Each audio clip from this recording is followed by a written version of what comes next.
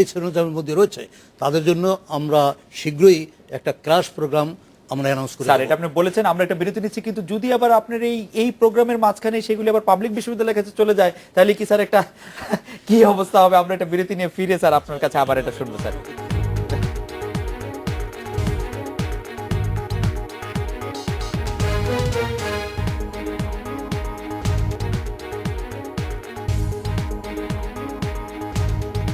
ফিরলাম আজকে বাংলাদেশে। স্যার, একজন শিক্ষাবিদ হিসেবে আপনার কাছে জানতে চাইছিলাম যে এই যে প্রাথমিক এবং জুনিয়র সমাপনী পরীক্ষাটা দরকার আছে কিনা, এই সম্পর্কে আপনার মতামত। একটা জিনিস হচ্ছে কি, দেখতে হবে যে আমাদের দেশের আঙ্গিকে মূল সমস্যাটা ক্লাস 5, ক্লাস 8, ক্লাস 10, ক্লাস 12 এই যে 4টা পাবলিক পরীক্ষা দিতে হয়, এখানে পরীক্ষার ভীতি এবং পরীক্ষার প্রশ্নপত্রটা এমনভাবে হয়, আমার তো এখন ভয় আমি ক্লাস 8-এর পরীক্ষা দিলে পাশ করতে পারতাম কিনা যদি আমি পিএইচডি করেছি। কারণটা হচ্ছে একেবারে সেট একটা মুখস্থ উত্তর দিতে হবে, আমি মুখস্থ করতে পারি না। আপনি আমাকে একটা প্রশ্ন দেন, আমি উত্তর লিখে দেবো, 2 ঘন্টা পরে আমাকে আবার ওই প্রশ্নের উত্তর লিখতে বলেন, ভাবটা ঠিক থাকবে কিন্তু ভাষাটা আলাদা হবে। তো আমি মনে করি যে ক্লাস 8-এ থাকতে পারে, কারণ যেহেতু আমরা মনে করি যে ক্লাস 8 হচ্ছে প্রাইমারি শিক্ষার টার্মিনাল পয়েন্ট, একটা ম্যাচুরিটি আসে, কাজেই প্রাইমারি সেকেন্ডারি থেকে সে হায়ার সেকেন্ডারিতে যাচ্ছে।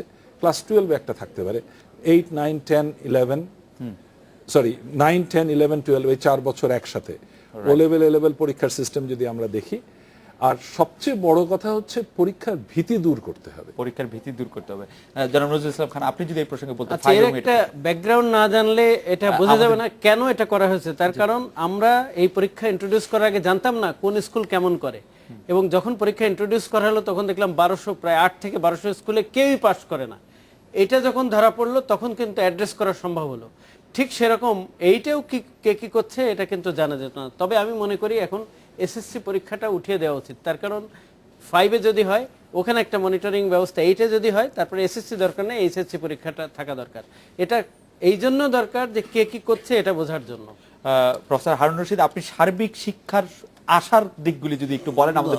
আমি এভাবে যদি বলি একটু, যে সেরঞ্জাব নিয়েই তো আলোচনা হয় বেশি। এই যে সম্প্রতি যে হরতাল হলো একের পর এক, এবং জাতীয় বিশ্ববিদ্যালয়ের প্রথম বর্ষ সম্মানের একটি পরীক্ষা 4 বার রিশিডিউল করতে হয়েছে, এবং পরীক্ষার্থীর সংখ্যা 2,80,000। বুঝতে পারছেন? এখন এ কারণেও তো পিছিয়ে যাচ্ছি, এর জবাবটা কে দেবে? এক।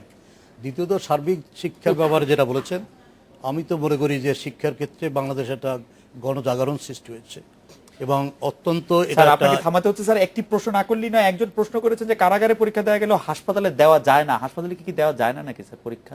কোনো পাবলিক পরীক্ষা কি হাসপাতালে দেওয়া নিষেধ আছে, বা হাসপাতালে দেওয়ার কোনো ব্যবস্থা আছে কিনা? না, পরীক্ষা নেওয়ার ব্যবস্থা তো আমরা করবো না কেন? স্যার, আমাদের অ্যাটেনশন আসলে যে কোনো জায়গায় আমরা পরীক্ষা, ঢাকা বিশ্ববিদ্যালয় কিংবা বুয়েটে দেওয়া যায়, কিন্তু পাবলিক পরীক্ষাগুলি তো আমরা আশা করি স্যার আপনি শেষ করে দিতে হবে। শিক্ষার ক্ষেত্রে যেটা আমি বলেছি যে বাংলাদেশের শিক্ষার ক্ষেত্রে একটা গণজাগরণ সৃষ্টি হয়েছে, এটাকে বলা যেতে পারে গণবিপ্লব আর সংগঠিত হয়ে গেছে, এবং এটা একটা ইতিবাচক ধারা সূচিত হয়েছে।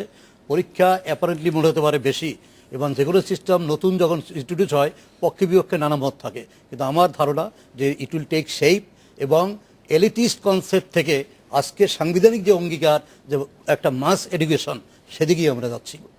প্রফেসর হারুন রশিদ, প্রফেসর আইনুন নিশাত এবং নজরুল ইসলাম খান, আপনাদের অনেক ধন্যবাদ। এই ছিল আজকে বাংলাদেশে। আগামীকাল দেখা হবে এই সময়। শুভরাত্রি।